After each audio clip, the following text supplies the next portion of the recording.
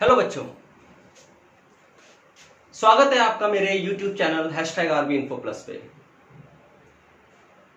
जो आज हम डिस्कस करने जा रहे हैं वो है फ्राइडे वर्कशीट, DOE के द्वारा वर्कशीट नंबर 27 डेटेड 4 सितंबर 2020। इस वर्कशीट में जो है वो लाइव प्रोसेस रेस्पिरेशन की वर्कशीट है ये, जिसमें हम दो बातों का अध्ययन करेंगे। पहला है मैकेनिज्म ऑफ ब्रीदिंग और दूसरा है exchange of gases between alveoli and the capillaries. तो जो आपकी वर्कशीट आई है, हम वर्कशीट पर ध्यान देते हैं। तो वर्कशीट में शुरू में दिया हुआ है कि the human respiratory system can be broadly divided into 2 parts based on the function. पहला हमने देखा systems of interconnecting cavities and tubes that conducts air into the lungs. हमने इसके पहले वीडियो में हमने रेस्पिरेटरी सिस्टम के बारे में बात की थी, जो कंसिस्ट है हमारा nostrils, lungs, trachea, bronchi, bronchioles, मतलब इन ट्यूब से क्या है ब्लड लंग्स तक पहुंचता है। तो ये तो ट्यूब नेटवर्क हो गया जो एयर को from nostril to the lungs alveoli तक लेके जाता है।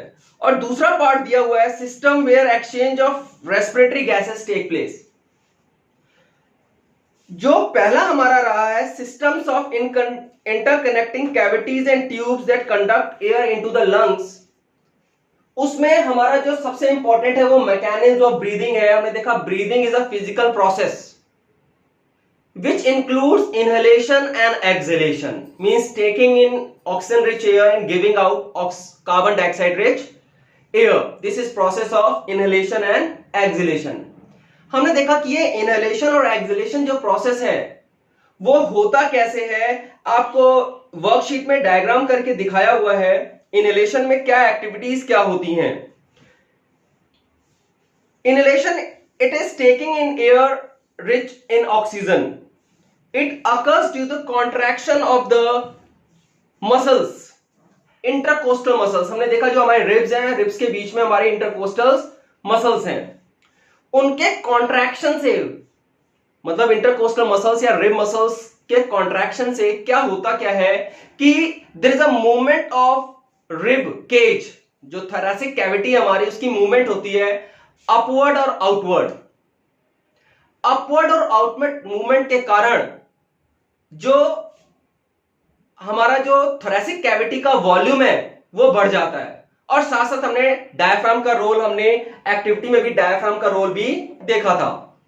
तो डायफ्राम जो हमारा इनहेलेशन के प्रोसेस में फ्लैट रहता है और चेस्ट कैविटी ऊपर की तरफ और बाहर की तरफ मूव करती है due to the contraction of the intercostal muscles, due to which the volume of the thoracic cavity increases. Volume बढ़ेगा तो प्रेशर डिक्रीज करेगा। अब हमने देखा लंग्स के अंदर या जो हमारा थोरैसिक कैविटी का जो प्रेशर है वो कम है और बाहर का प्रेशर क्या है, ज्यादा है। हम जानते हैं एयर मूव करती है from high pressure to low pressure, और एयर क्या करेगी, नॉस्ट्रिल से होती हुई, वेंट पाइप से होती हुई ब्रोंकाई, ब्रोंक्यूल्स और जाके वो एल्वेलाई सैक को भर देगी। तो ये प्रोसेस हमारा इनहेलेशन के वक्त हो रहा है। एक्सहेलेशन के वक्त क्या होता है, जस्ट ऑपोजिट। उसमें डायफ्राम क्या होता, फ्लैट की जगह डोम शेप हो जाएगा। मतलब हमने देखा कि अगर डायफ्राम डोम शेप होता है, देखिए बैलून अंदर पिचक गया, जब फ्लैट होगा तो जो बैलून है वो स्वेल हो गया, मतलब एयर अपने आप बैलून में ऊपर से आ गई। तो ये डायफ्राम के रोल से भी हम एक्सहेलेशन और इनहेलेशन हम देख सकते हैं। एक्सहेलेशन में जैसे हमने देखा डायफ्राम डोम शेप हो गया, इंटरकोस्टल मसल्स जो है, रिब मसल्स हैं, वो रिलैक्स कर गई। रिलैक्स करने के कारण क्या हुआ, जो हमारी चेस्ट कैविटी है या जो चेस्ट है वो कैसे मूव कर रही है, downward and inward. There is a inward and downward movement of the thoracic cavity, due to which the pressure of the thoracic cavity जो है, वॉल्यूम क्या है, the volume of the thoracic cavity decreases, thus increases the pressure. अब thoracic cavity का pressure ज्यादा है, बाहर का प्रेशर कम है, तो अब हाई प्रेशर से लो प्रेशर की तरफ एयर क्या कर जाएगी, पुश कर जाएगी।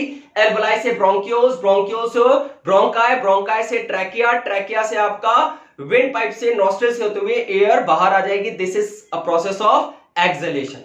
तो इनहेलेशन और एक्सहेलेशन में हमने दो चीजों का रोल देखा, इंटरकोस्टल मसल्स का और डायफ्राम का। नेक्स्ट हमारा आ जाता है exchange of gases between alveoli and capillaries. हमने देखा एल्वोलाई है क्या, हमने देखा at the tip of each bronchi there are balloons like structures. उन बैलून लाइक स्ट्रक्चर्स को हमने क्या नाम दिया था, एल्वुलर सैक। हमने ये डायग्राम बनाया एक एल्वुलर सैक का। उस एल्वुलर सैक में हमने जो डायग्राम में देखा हुआ है, ये जो बाहर की मेम्ब्रेन आप देख रहे हैं ये वाली, ये मेम्ब्रेन आपकी एल्वुलर सरफेस है, बाहर की मेम्ब्रेन। आप डायग्राम अपनी वर्कशीट में देख सकते हैं, कलरफुल डायग्राम आपका बना हुआ है वर्कशीट में। तो ये जो बाहर की सरफेस है दैट इज एल्वुलर सरफेस, और जो अंदर की लेयर है दैट इज ब्लड कैपिलरीज। जो एल्वुलर सरफेस है और ब्लड कैपिलरीज है वो एक कॉमन कनेक्शन बनाती हैं, ये आपस में क्या होती है, कॉमनली कनेक्ट होती हैं। अब जो हमारी ब्लड कैपिलरीज है, पल्मोनरी आर्टरी द्वारा जो ब्लड है आपका देख रहे हैं, जो डीऑक्सीनेटेड ब्लड है वो मूव करता है। मतलब डीऑक्सीनेटेड ब्लड का मतलब carbon dioxide containing blood, means blood contain rich in carbon dioxide. अब कार्बन डाइऑक्साइड युक्त ब्लड पल्मोनरी आर्टरी द्वारा क्या है, मूव करता है। अब इन ब्लड में क्या है, कार्बन डाइऑक्साइड की कंसंट्रेशन ज्यादा है, और दूसरी तरफ से क्या है, ऑक्सीजन रिच एयर आपका एल्वुलर सैक में भर जाती है। अब क्या होता है, एक्सचेंज ऑफ गैसेस डिफ्यूजन द्वारा, मतलब by the process of diffusion there is a exchange of gases between the alveolar surface and the blood capillaries. हमने देखा जो ब्लड है that contains a pigment called haemoglobin. Haemoglobin has a property of affinity with oxygen, मतलब it has ability to bind with oxygen. तो जो alveolar sac में oxygen rich air आ रही है, जो इनहेलेशन से हम लेके गए हैं, वो क्या हो जाएगी, डिफ्यूज कर जाएगी इनटू द ब्लड। मतलब हीमोग्लोबिन उसको क्या करेगा, ऑक्सीजन को बाइंड अप कर लेगा। और दूसरी तरफ क्या है, the level of carbon dioxide in blood is more as compare to alveoli, the air present in the alveoli. अब carbon dioxide will diffuse into the alveolar sac and the oxygen will diffuse into the blood capillaries from where it is taken by pulmonary vein. pulmonary vein के द्वारा क्या ये आगे body में travel हो जाएगी। मतलब जो oxygen rich blood is being transported to different parts of the body with the help of pulmonary when.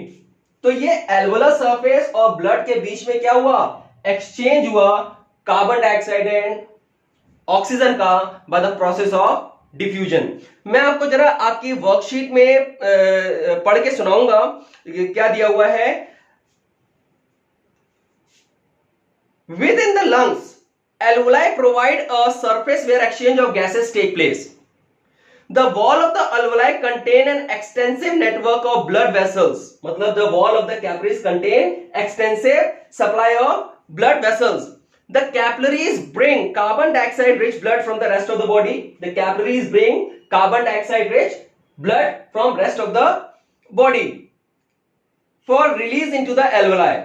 And the oxygen in the alveolar air, जो ये अंदर की एल्वुलाई के अंदर एयर होगी उसको हमने क्या बोला, एल्वुलर एयर बोला। उसमें ऑक्सीजन की कंसंट्रेशन क्या है, ज्यादा है। And the oxygen alveolar is taken up by the blood in the alveolar blood vessels to be transported to all the cell in the body by a pulmonary vein. When the body size of the animal is large, like human beings, when the animal body is large, the diffusion pressure alone cannot take place oxygen delivery to all the part of the body. Diffusion is not sufficient for the transportation of gases. Then what happens? Instead there is a respiratory pigment. hemoglobin को हमने क्या नाम दिया, एक respiratory pigment दिया, that take up oxygen from the air in the lungs and carry it to the tissue which are deficient in oxygen. deficient मतलब कमी, जहां पे ऑक्सीजन की कमी है वहां तक ये ऑक्सीजन ब्लड ऑक्सीजन को लेके जाता है।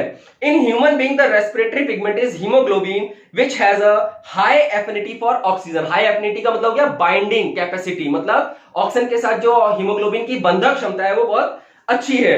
This is present in blood red blood corpuscle. अब ये हीमोग्लोबिन पाया कहां जाता है, that is present in red blood corpuscles. तो ये आपको रेड ब्लड कार्पसल्स दिखाए हैं, इनमें हीमोग्लोबिन है, ये ऑक्सीजन को बाइंड करके क्या करेगा, via pulmonary vein transported to those tissues where oxygen is required. ये प्रोसेस लगातार सर्कुलेटरी सिस्टम हम देखेंगे नेक्स्ट अब आने वाले कंटेंट में। सर्कुलेटरी सिस्टम ये ऑक्सीजन को पूरे ब्लड को क्या करेगा, सर्कुलेट करेगा। तो आइए हम इस वर्कशीट के क्वेश्चन आंसर डिस्कस करते हैं। पहला हमारा क्वेश्चन है,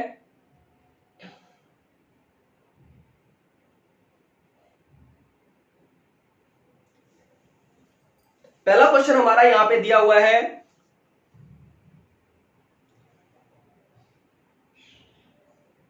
what is the function of the ring of cartilage. हमने देखा था जो ट्रैकिया है that is covered with ring of cartilage के पहले वीडियो में आप देखेंगे, आपको रिंग ऑफ कार्टिलेज को मैंने एक्सप्लेन किया है, वो क्या करता है, prevents the trachea from collapsing. दूसरा, what is the how is oxygen transported in large multicellular organism like haemoglobin. हम इन ह्यूमंस हम हीमोग्लोबिन का रोल वहां पे बताएंगे। तीसरा दिया, explain the movement of diaphragm during inhalation और एक्सहेलेशन। हमने ये एक्टिविटी बनाई थी, डायफ्राम का role during inhalation what happens कि diaphragm is flat, during exhalation it become dome shape. तो आप बता सकते हैं कि इसमें किस तरह से डायफ्राम का इनहेलेशन और एक्सहेलेशन में रोल है। Thanks for watching my video. I hope you will find this video worthful. Keep watching. If you haven't subscribe my channel, channel को सब्सक्राइब कीजिए, वीडियो को शेयर और लाइक करना मत भूलिए। घर रहिए, खुश रहिए। जय हिंद, जय भारत।